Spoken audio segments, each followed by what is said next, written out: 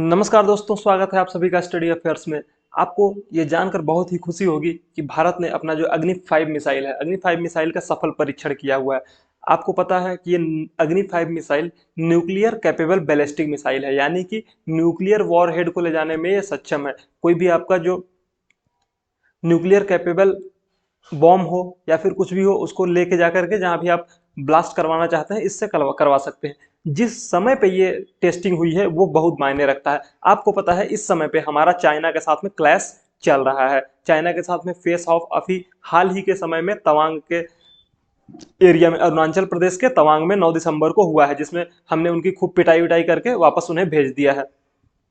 तो इस समय पे जो ये टेस्टिंग हुई है अग्नि 5 मिसाइल की, ये बहुत ही ज्यादा मायने रखती है। क्यों मायने रखती है? क्योंकि हमारा जो दुश्मन है चीन, उसके पास भी बहुत सी बैलिस्टिक मिसाइल्स हैं, पहले से अवेलेबल हैं। उस और हमारी जब ताकत धीरे धीरे बढ़ रही है, उस ताकत को हमें और ज्यादा इजाफा करने की जरूरत थी। इसलिए हमने ये अग्नि 5 बैलिस्टिक मिसाइल का सफल टेस्ट किया हुआ है। इसकी जो मारक क्षमता है, बताया जा रहा है 5500 किलोमीटर से ज्यादा का है। कितना है ये फिक्स नहीं है, लेकिन चाइना को ऐसा लगता है कि ये इसकी मारक क्षमता 8000 किलोमीटर तक है। इसीलिए ये पिछले बहुत कई बार जब भी हम इसका सफल परीक्षण करने के लिए जाते थे या फिर हम अपना नोटम जारी करते थे कि अब हम अग्नि 5 मिसाइल का टेस्ट करने वाले हैं, तो वो अपने युवांग सीरीज के किसी न किसी जहाज को भेज देता था। युवान सीरीज के जहाज, पिछली बार युवान 6 आया था, इस बार युवान 5 को उसने भेजने की कोशिश की, ये पता लगाने के लिए कि आखिर भारत के जो ये मिसाइल है, इस मिसाइल की एक्चुअल रेंज क्या है। क्या वो एक्चुअल रेंज 8000 किलोमीटर है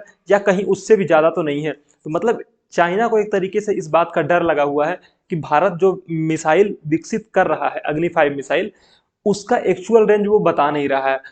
भारत ने कहा है कि ये जो हमारा अग्नि 5 मिसाइल है उसका रेंज 5000 किलोमीटर है, लेकिन चीन को ये लगता है कि नहीं, ऐसा नहीं है, बल्कि अग्नि 5 मिसाइल का एक्चुअल रेंज 8000 किलोमीटर या फिर उससे भी अधिक है। मतलब वो पूरी दुनिया को बताना चाहता है कि भारत जो चीजें जो काम कर रहा है डिफेंस के सेक्टर में, वो उससे कहीं ज्यादा है। यानी जो वो बता रहा है उससे कहीं ज्यादा है, यानी वो ज्यादा प्रगति कर चुके हैं।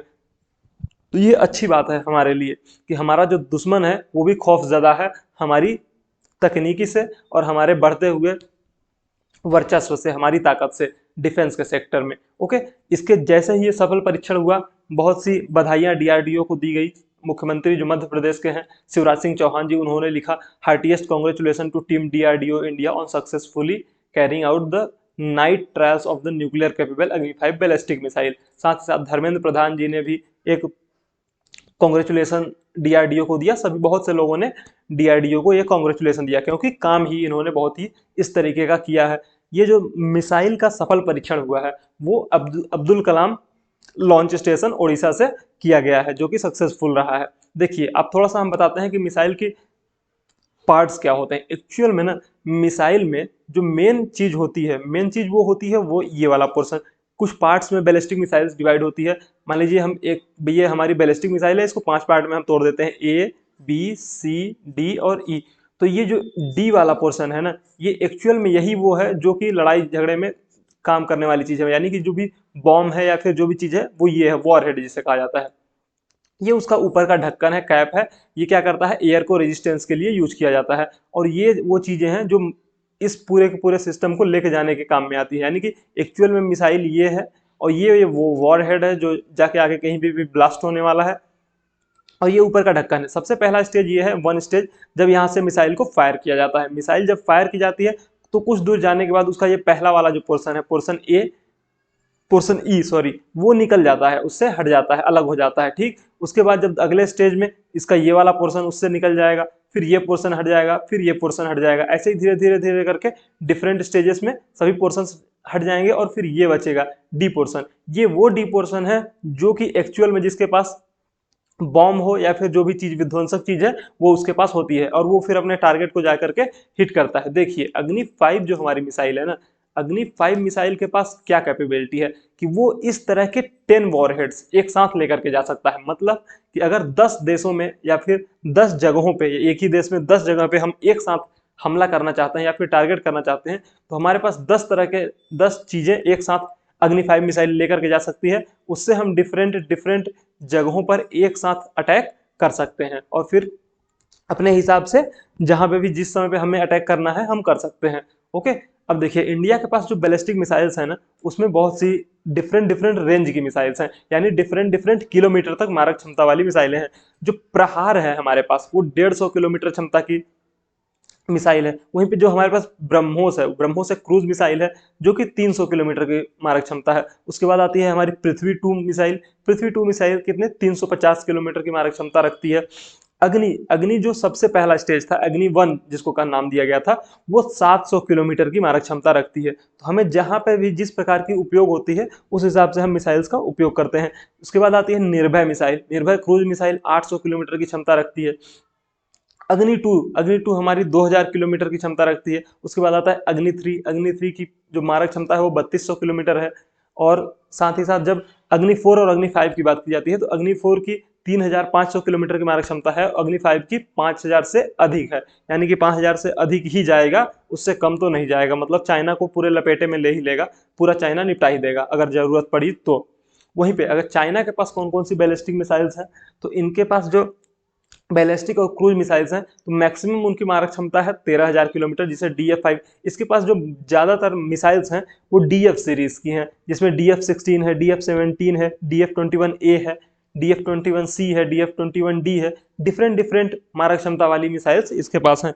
अब चाइना का माल है, अब किस आदमी कितना इस पर भरोसा करे वो कहने वाली बात है, क्योंकि चाइना का माल आपको पता ही है, चला तो चांद तक नहीं तो तो आप समझ जाइए कि वो कहाँ तक जाएगा। देखिए ये जो लॉन्च है ना 15-16 दिसंबर का, उसके लिए पहले हमने हमने पहले ही नोटम जारी कर रखा था, नोटम टू एयरमैन, क्या कि ये जो एरिया है इस एरिया में कोई ना आए। इस एरिया में अगर कोई आता है 15-16 दिसंबर को और हमारा मिसाइल से वो टारगेट हो जाता है तो फिर हमारी जिम्मेदारी नहीं होगी। लेकिन चाइना ने अपने युआन वांग 5, जो ये इनका युआन वांग 5 सैटेलाइट और मिसाइल्स को ट्रैक करने वाला जहाज है, उसको इसने भेजने की कोशिश की थी कि जाओ पता लगाओ क्या हो रहा है इंडिया में, इंडिया अग्नि 5 मिसाइल का टेस्टिंग क्या कर रहा है, कैसा कर रहा है। एक्चुअल में इसका काम ये था ये पता लगाना कि जो मिसाइल हमारी अग्नि 5 है उसकी रेंज क्या है, और उसको हो सके तो जो उसका डिब्रिस है उसको कलेक्ट करे। जो भी मतलब मिसाइल जब लॉन्च होती है तो उसके बाद जो उसका कचरा वगैरह गिरता है तो उसको भी ले, अगर इनको मिल जाए तो वो ज़्यादा बेहतर होगा, क्योंकि टेक्नोलॉजी किसी भी कंट्री की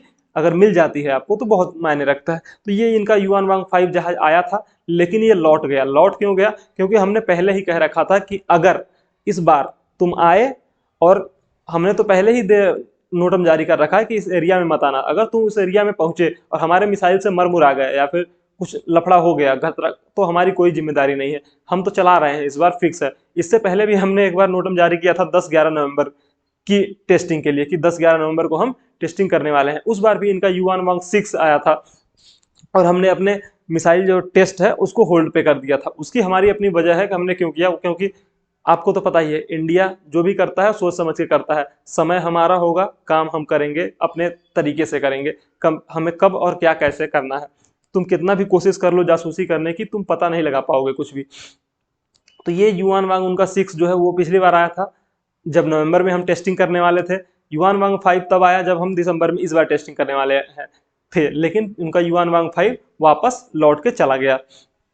इसकी खासियत देखिए, जब हम इसके खासियत की बात करते हैं तो इसमें बहुत से नए उपकरण और नई तकनीकी शामिल की गई है। रक्षा सूत्रों से यह बताया गया है कि मिसाइल पर लगाई गई नई नई तकनीकों और उपकरणों के परीक्षण के लिए इसकी टेस्टिंग की गई है। यह मिसाइल अब पहले से और ज्यादा हल्की हो गई है। देखिए जब कोई भी चीज अंतरिक्ष में भेजी जाती है ना, तो कोशिश ये की जाती है कि उसका वजन काफी कम हो सके, कम रहे, ताकि वो ज्यादा दूर तक जा सके, उसकी मारक क्षमता ज्यादा दूर बढ़ाई जा सके। इसलिए इसमें बहुत से अपडेट किए गए हैं, टेक्नोलॉजिकल अपडेट, और उन टेक्नोलॉजिकल अपडेट की हेल्प से इसको और भी हल्का बनाया गया है, इस मिसाइल को और भी हल्का बनाया गया है, चाहे मटेरियल्स को अपग्रेड करके या फिर मटेरियल्स को चेंज करके, दूसरे मटेरियल्स को यूज करके।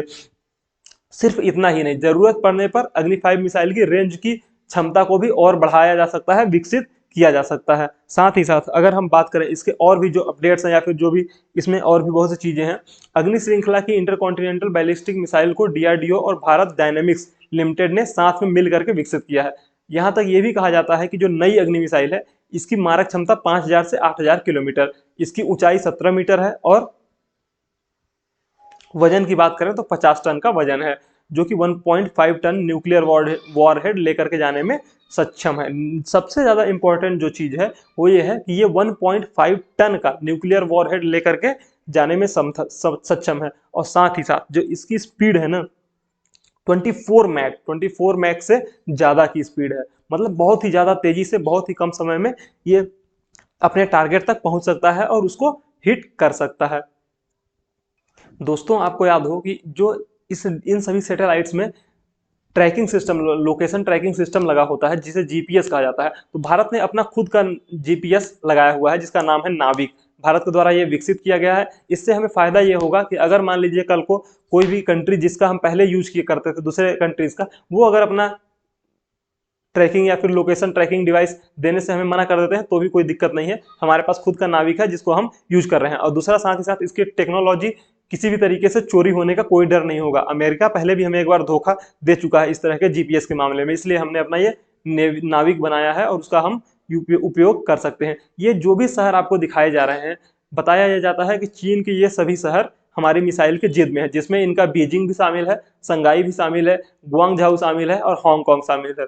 साथ ही साथ हम पूरे चाइना को एक साथ लपेटे में ले सकते हैं, यानी पूरे चाइना में कहीं पर भी मिसाइल से हमला कर सकते हैं अगर जरूरत पड़ी तो। इसलिए हम चाइना को कहते हैं कि ज्यादा उड़ो मत, ज्यादा दौड़ो मत, नहीं तो तुम निपटा दिए जाओगे, खत्म कर दिए जाओगे। इतना ही नहीं, हम यूक्रेन, रूस, जापान, इंडोनेशिया तक भी हमला कर सकते हैं इस मिसाइल के माध्यम से।